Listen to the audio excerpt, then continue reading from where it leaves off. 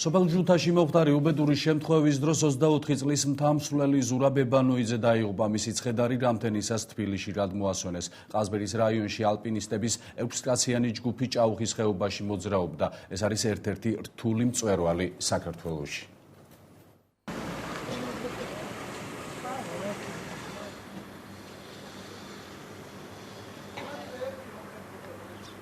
ჩამოინგრა ყაზბეგში იყო. და ეს იყო შვაში, როგორც მომიყვა. სამი იყვნენ, მას ჩამოვიდა. და კიდე რომ წამოვიდა, ერთ ფეხი მოტყდა და დაშავდა. და ამას დაიწყო ადგილზე.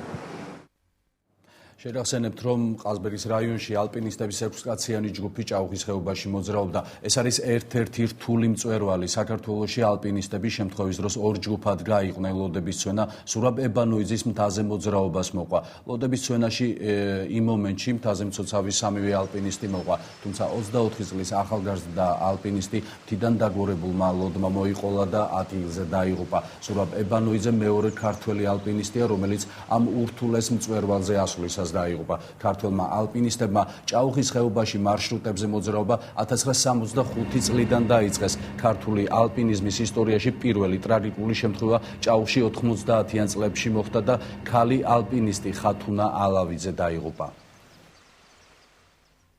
დასაწყისშივე ქვათაცენაში მოყვა ჯგუფი. სწორედ იმ დროს, როდესაც დაღუპული დასველი გადიოდა თოქზე და ადგილზე გარდაიცვალა.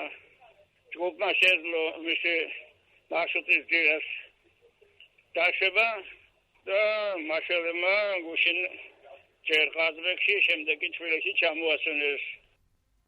სხვა მთავარი თემები. რუსმა სამხედროებმა დაახლოებით 4 კილომეტრით გადმოწიეს საგუშაგო. გორის რაიონის სოფელ ქვემო ხვითის მიმდებარე ტერიტორია 400 ჰექტარი მიწის ნაკვეთი ოსმა სეპარატისტებმა მიიტაცეს, რომლებიც ამ ტერიტორიას რუს სამხედროებთან ერთად აკონტროლებენ. ქართველი მესაზღვრეები კი აღნიშნულ ტერიტორიაზე არ ჩანან. ინფორმაციას ეროვნული ფორუმი ადგილობრივ მოსახლეობაზე დაყრდნობით ავრცელებს. მათივე თქმით, არსებობს საფრთხე, რომ მიმდებარე ტერიტორიებს ოსი სეპარატისტები მთლიანად დაეპატრონებიან. ეროვნული ფორუმის ლიდერებმა გორის რაიონის სოფლებში სკრასა და ქვემო ხვიტში მოსახლეობასთან შეხვედრები გამართეს. მათ საზღვრისპირა მოსახლეობისგან პრობლემები მოისმინეს და პარტიის საშემოდგომო გეგმებიც გააცნეს. ეროვნული ფორუმის ერთ-ერთმა ლიდერმა კახა შარტავამ გორის რაიონში მცხოვრებ მოსახლეობას უთხრა, რომ მათი პრობლემების მოგვარება სააკაშვილის ხელისუფლების პირობებში შეუძლებელია და მმართველი გუნდის შეცვლა აუცილებელია. აი აგერ არის უკვე ოსებისა და რუსების პოსტი. ეს 400 ჰექტარი მთლიანად მიტაცებულია მათ მიერ და საინტერესო ის არის, რომ ქართული მხრიდან საერთო ჭაჭანება არ არის, არც პოლიციელის, არც ჯარისკაცის და არაფრის. აი ეს სოფელი ისე შეიძლება აიღო რუსებმა და ოსებმა, რომ ვერავინ ვერ გაიგებს. აი 400 ჰექტარი უკვე ჩაყრილი ყველაფერი სავარგულები და მიტაცებულია ხა მათ მიერ.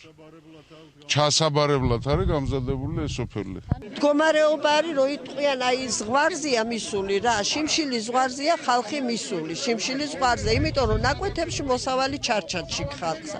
არანაირი საშუალება, არანაირი დასაქმება აქ ხალხს არ აქვს. თვითონ თუ ცოტას იძალავებენ რაღაცას და რომ ორი ლუყმა პური შეჭამონდა. ასე თუ გაგრძელდა, ამ ზამთარ სიცივითა და შიმშილით დაიხოცებიან, დიდებმა რომ გავძლოთ, ბავშვები ვერ გაძლებენ ამას.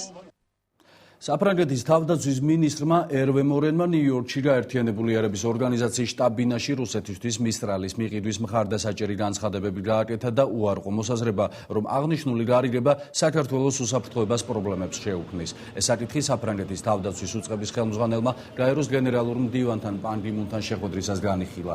მან ასევე აღნიშნა, რომ ანალოგიური არგუმენტები მოუყვანა ნატოს იმ ქვეყნებს, რომლებიც შეშფოთებას გამოთქვამენ რუსეთისათვის მისტრალის მიყიდვის გამო და თანხას უსვამენ მოსკოვთან დიალოგის აუცილებლობას, მათ შორის სამხედრო და უსაფრთხოების საკითხებში. შეგახსენებთ, რომ ევროპარლამენტი საფრანგეთს რუსეთისათვის მისტრალის შესაძლო მიყიდვის გამო აკრიტიკებს. საფრანგეთის პრეზიდენტი ნიკოლა სარკოზი მეუღლესთან ერთად ნიუ-იორკში იმყოფება, სადაც ის მონაწილეობას მიიღებს 1000 ლეულის განვითარების სამიტსა და გაეროს გენერალური ასამბლეის ხდომაზე. ამერიკული მედიის ყურადღების ცენტრში საფრანგეთის პირველი წყვილი მას შემდეგ მოხდა, რაც კარლა ბრუნის ავტობიოგრაფიულ წიგნში მიშელ ობამას სიტყვების ციტირების შესახებ გახდა ცნობილი, სადაც მან თეთრ სახლში ცხოვრებას ჯოჯოხეთი უწოდა. თეთრმა სახლმა სკანდალურ ინფორმაციაზე მყისიერი რეაგირება მოახდინა და განაცხადა, რომ შეერთებული შტატების პირველ ლედის მსგავსი არაფერი უთქვამს. განცხადება გაკეთა ასევე ვაშინგტონში საფრანგეთის საელჩოშიც. საელჩოს პრესამსახურის განცხადებით, კარლა ბრუნი საფრანგეთში მიმდინარე კვირას გამოსული წიგნისგან სრულ დისტანცირებას ახდენს. არასანქცირებულ წიგნში, რომელსაც ავტორებმა კარლა და სხვა პატიმოყვარე ადამიანები უწოდეს, აღწერილია თეთრ სახლში გამართული სადილი, რომლის დროსაც ქალბატონებმა ერთმანეთს თავისი გამოცდილება გაუზიარეს, როგორც პრეზიდენტის მეუღლეებმა. წიგნში მიშელ ობამას სიტყვები ასეა მოყვანილი.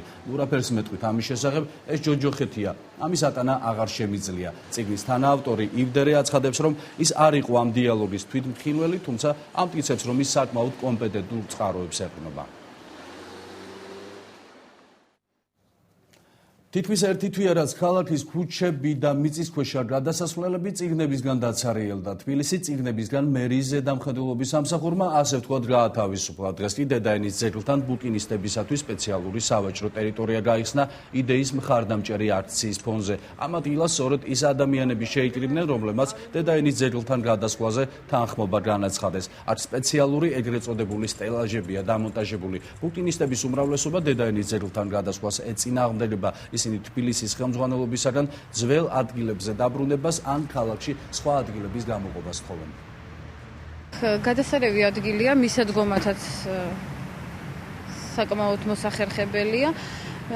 ამ წუთას ვიყავი მშრალი ხიდის ბაზრობაზე და აქეთაც მომეწონა ეს იდეა, რომ ერთად იყოს ეს ბუკინისტური წიგნები, რაღაცის ყიდვასაც ვაპირებ. ასეთ მშვენიერ ბაღში ისედაც არის საჭირო მოსვლა. ეს ერთი, მეორე ერთი აქვე გვაქვს ჩვენ დედაენის ძეგლი, ისედაც უნდა ვიკრიბებოდეთ აქ, წიგნის მოყვარულები. ისე რომ მე მგონი მშვენიერი აზრია. ეს გახდება თბილისელი და არა მხოლოდ თბილისელი წიგნის მოყვარულების ნამდვილი ცენტრი. და ადამიანებს, ბუკინისტებსაც და ახალი წიგნების მოვაჭრეებსაც ეკნებათ გაცილებით უკეთესი პირობები, ვიდრე მათ ეს ჰქონდათ ქუჩაში. საქართველოს სამხედრო საჰაერო ძალებს 15 წელი შეუსრულდა. საზეიმო ღონისძიებები ტრადიციულად ალექსეევკის შვეულმფრენთა საავიაციო ბაზაზე იმართება. ფრინავის პროფესიულ დღეს ქვეყნის სამხედრო ხელმძღვანელობა ულოცავს. კეთილსინდისეერი სამსახურისთვის საქართველოს შეიარაღებული ძალების განვითარებაში მისი ბრძოლის უნარიანობის ამაღლებისათვის რამდენიმე სამხედრო მოსამსახურე ფულადი ჯილდოთი დაჯილდოვდება. სამხედრო საჰაერო ძალების და ჰაერსაწინააღმდეგო თავდაცვის სამმართველო 1992 წლის 1 იანვარს შეიქმნა. პირველი საბრძოლო გაფრენა იური ცერცვაძემ და ვალერი ნაყოფიამ 1992 წლის 19 დეკემბერს განახორციელეს, რაც ქართული სამხედრო ავიაციის პროფესიულ დღედ დადგინდა.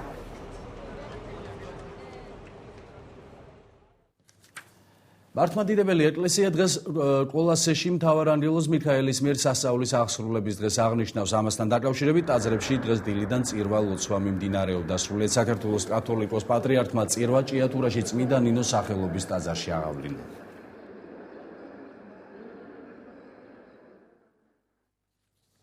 პატრიარქის მომავალი ნათლულების რეგისტრაცია დღეს დასრულდა.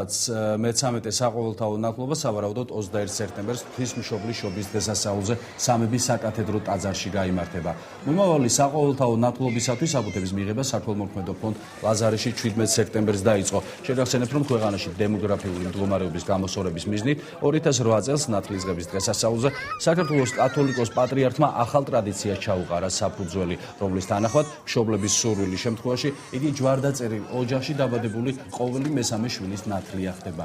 პატრიარქი უკვე 6000-მდე ბავშვის ნათლია.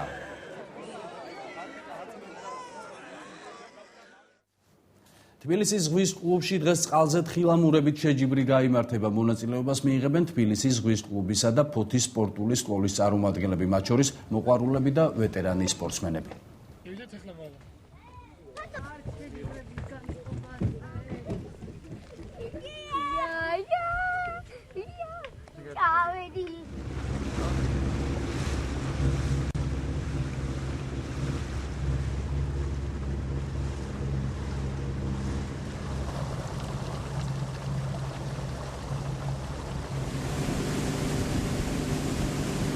დღეს თბილისში იმართება თბილისის ღია პირველობა წლის თხილამურებში. მონაწილეები არიან თბილისის და ფოთის გუნდები. ფოთის წყლის სახეობების კომპლექსური სპორტული სკოლის გუნდი და თბილისის მოყვარულთა გუნდი. შეჯიბრება იწყება 11 საათზე და დაგრძელდება დღის განმავლობაში. გამარჯვებულები დაჯილდოებიან ფასიანი პრიზებით, მედლებით, დიპლომებით. გამოდივარ სალამის სახეობაში წყლის თხილამურებში 18 წლის ასაკში და მე მგონი კონკურენცია დიდია, ალბათ ვეცდები ყველანაირად მოგიყვეს.